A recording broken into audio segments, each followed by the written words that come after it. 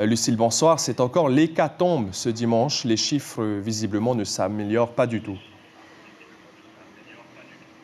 Oui, Malouki, nous sommes ici à l'entrée des urgences, là où les véhicules de pompiers et d'ambulances déposent en majorité des patients atteints par le Covid en détresse respiratoire. C'est un balai incessant toujours depuis plusieurs semaines. La Polynésie qui atteint des chiffres tristement records avec un taux d'incidence, c'est-à-dire le nombre de cas actifs pour 100 000 habitants qui dépasse 3200 et des hospitalisations en réanimation notamment qui promettent d'être longues. Alors nous sommes avec le docteur Philippe Dupire, qui est donc le président de la commission médicale d'établissement. Docteur, bonsoir. Quelle est la situation aujourd'hui en termes de moyens humains? Vous avez reçu une trentaine de renforts. Quels sont vos besoins concrètement aujourd'hui chiffrés? Alors, effectivement, aujourd'hui, ce dont on a besoin, ce sont des renforts humains, mais pas seulement. En réalité, l'hôpital est saturé. Pour vous donner un exemple, nous avions 18 lits de réanimation il y a à peine un mois, nous en avons 63 aujourd'hui. Il nous manque environ 200 personnes, 200 soignants pour faire face à la situation, autant infirmiers qu'aides-soignants que médecins anesthésistes réanimateurs, et l'équivalent pour ouvrir 20 postes de réanimation, que ce soit en matériel, en lit et en oxygène, évidemment. Donc aujourd'hui, il faut non seulement du personnel, mais il faut également pousser les murs, entre guillemets. Tout à fait. L'hôpital a été considéré comme très grand quand il a été construit. Il est devenu beaucoup trop petit. On n'arrive pas à mettre tous les patients. Il est prévu pour 400 patients. On ne peut pas faire mieux.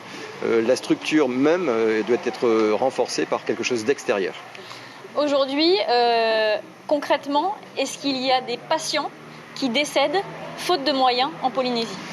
Alors, nous avons des patients qui devraient effectivement rentrer en réanimation à ce jour et qui sont en attente dans des lits qui ne sont pas des lits de réanimation. Donc effectivement, ce temps d'attente est une perte de chance. Il faudrait effectivement que ces patients puissent accéder à d'autres lits de réanimation, c'est-à-dire les lits supplémentaires qu'on doit obtenir pour un renfort externe. Ça sauverait ces patients.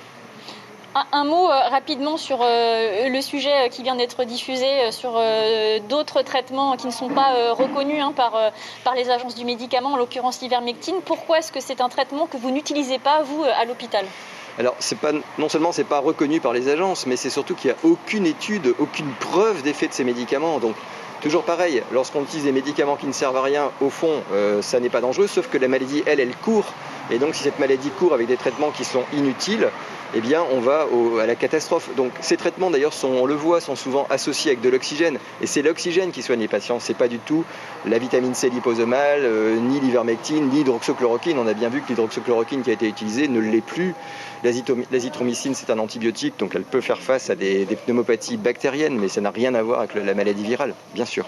Merci beaucoup, docteur Dupire, de nous avoir accordé quelques minutes ce soir. Voilà donc, Malouki, ce que l'on pouvait dire sur la situation sanitaire qui ne s'améliore toujours pas et les besoins urgents de l'hôpital, 200 personnes et du matériel de réanimation supplémentaire.